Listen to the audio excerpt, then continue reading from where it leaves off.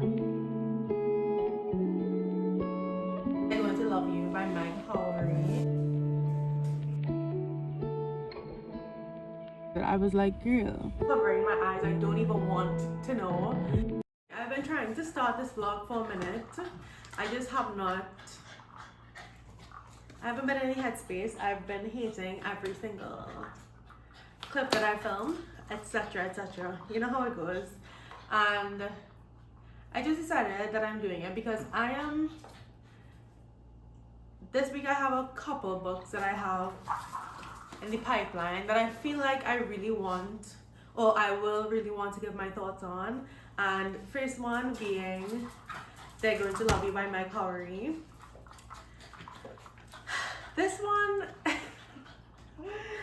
I don't even know what is happening in this book, quite honestly. I'm on page 105, and this one follows our main character Carlisle as she is trying to find her place in the dance world. She grew up in a family who were very much entrenched in the ballet scene in New York, and so obviously she tried the ballet thing. She felt like it didn't fit her, and she felt like she didn't have the devotion and the dedication and the right body type for it. I'm really liking Meg Howry's depiction and her writing on ballet and the struggles of being an artist. As somebody who grew up dancing but not necessarily doing ballet, because ballet wasn't really very accessible to me where I come from, so I feel like I've always really admired it from afar, and I've been interested in media that revolves around it. So I really am enjoying her writing on things like that. But I do feel like some of it is incohesive, some of the writing and the way that she's doing the then and now timeline. It just gets a little bit muddled sometimes, but I'm enjoying it for the most part. I am actually right now terrified, which is why I insisted on getting out of my head and just picking up the camera to document my reading experience with this one, because Carlisle has a dad and he has a husband. So she has a dad and a stepdad. They live in New York.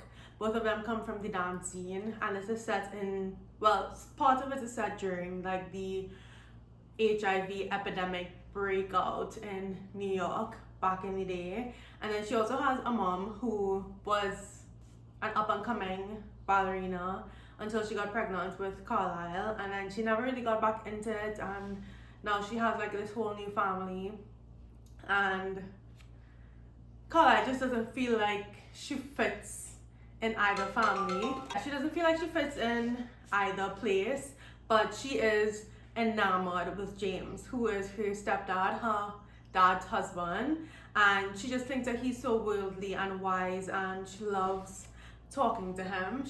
He's like her favorite adult, and we're seeing in the past how she's navigating these relationships and how she's finding her way in the artistic scene. But in the like present timeline, we're seeing that she and Robert, which is her father's name, which is also my father's name, which is so random, don't love that, but anyway, we're seeing that she and Robert are estranged now, and we're trying to uncover why that is. I have a very, very, very, very, very bad feeling about what has happened in this family and what kind of betrayal caused this estrangement, and it actually makes me like physically ill. I am like covering my eyes. I don't even want to know, because if my suspicion is correct, and I have a very terrible feeling that my suspicion is correct, anyway, I'm enjoying this. It's not anything crazy so far. I thought that it would have been a bit more emotional, but I feel like the kind of almost detached writing does fit well with a lot of ballet centric media that I've consumed. So I'm enjoying it. I'm liking it a lot, and I'm hoping to finish this today or tomorrow. I'm on page 105 and it's 200 and 70-ish pages. So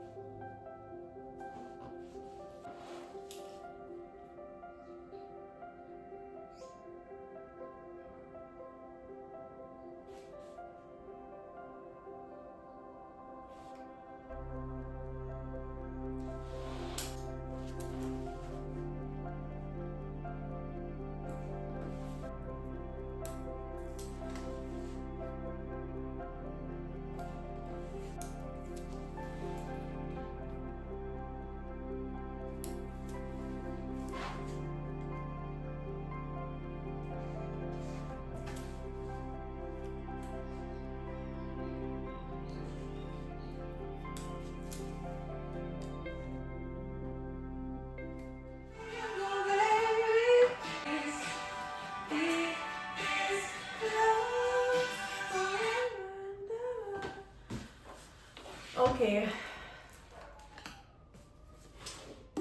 I finished They're Going to Love You by Meg Howry, and I ended up giving it 4.5 stars, which I had no intention of doing at any point in time during this book. I think while I was reading it, I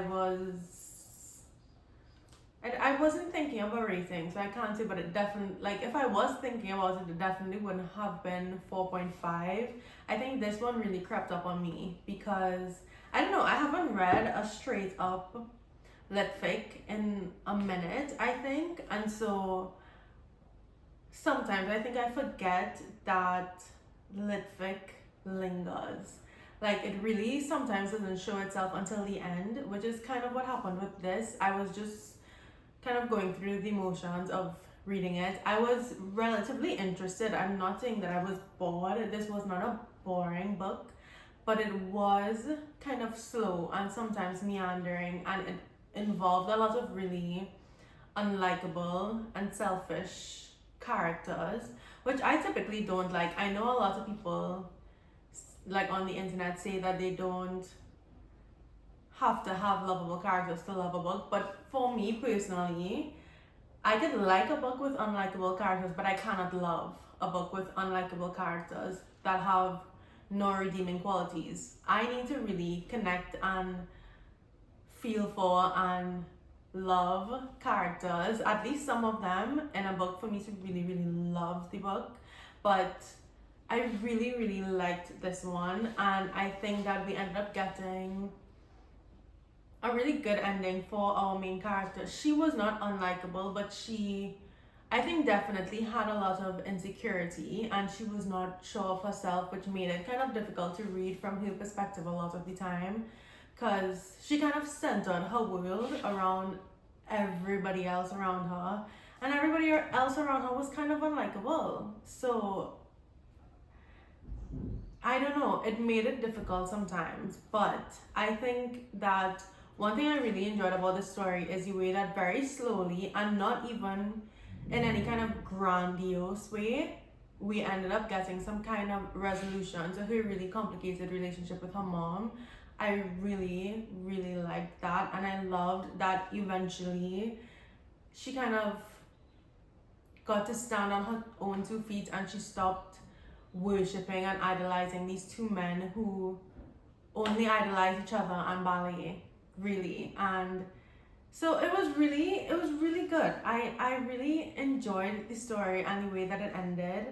And yeah, it surprised me. I thought that I was going to really, really love the story and love the characters. I mean, it literally says they're going to love you. And I think maybe that was kind of the point, that she isn't the most lovable person. And on the surface, her dad and her stepdad are also very lovable people. They're very sociable, and maybe you could say that they're lovable, but when you really get into a relationship with them, you could really see that there are some serious deep-seated flaws with them.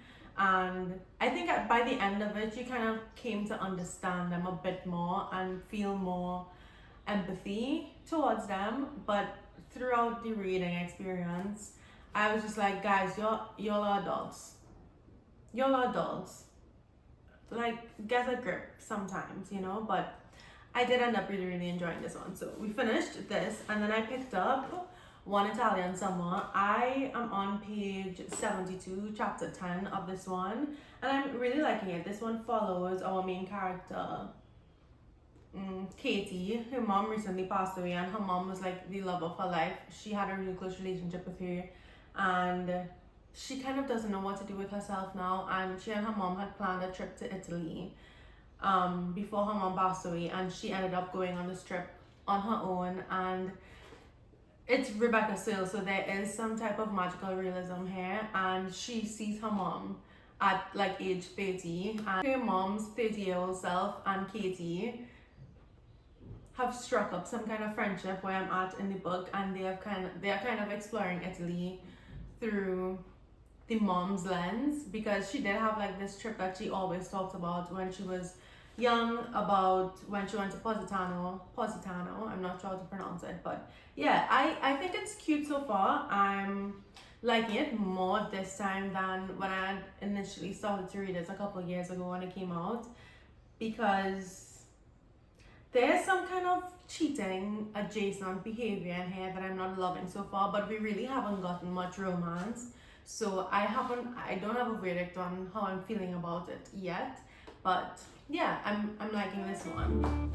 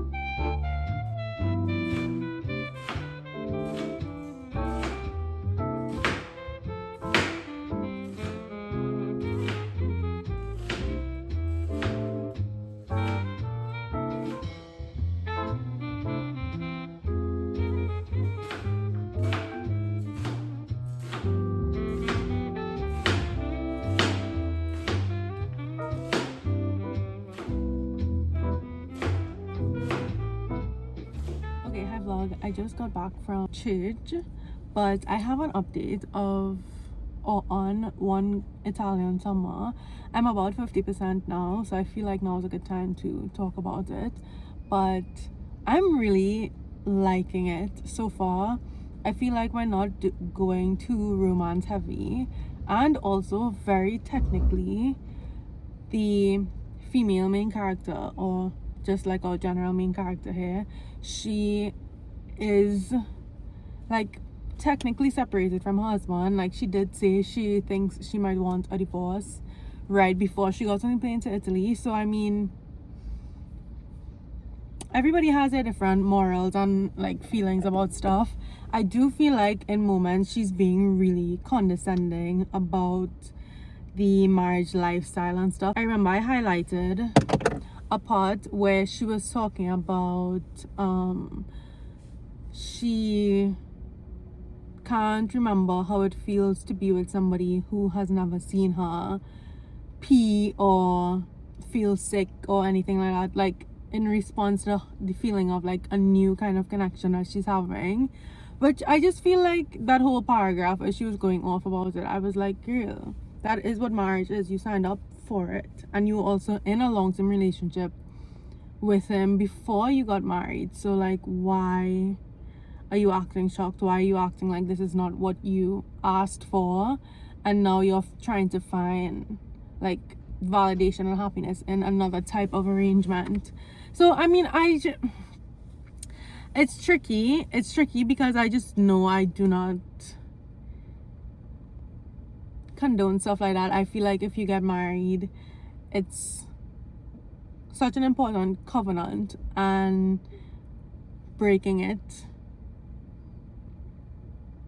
I don't know, I feel very strongly about it. However, she is grieving, and people do a lot of kind of unexplainable things and have a lot of shifts in mindset when they're grieving. So I could also kind of understand maybe her not being like in the best headspace and stuff like that. So aside from that, I'm enjoying it. The Italian descriptions and scenery, that's what I'm loving the most, actually. I feel like every time I pick it up, I feel lighter, even though it's a story about grief really, but it is about healing too, because I mean, she's on this trip with her mom, and it also is about like this concept of finding out who your mom was before she had you, like who she was in her youth.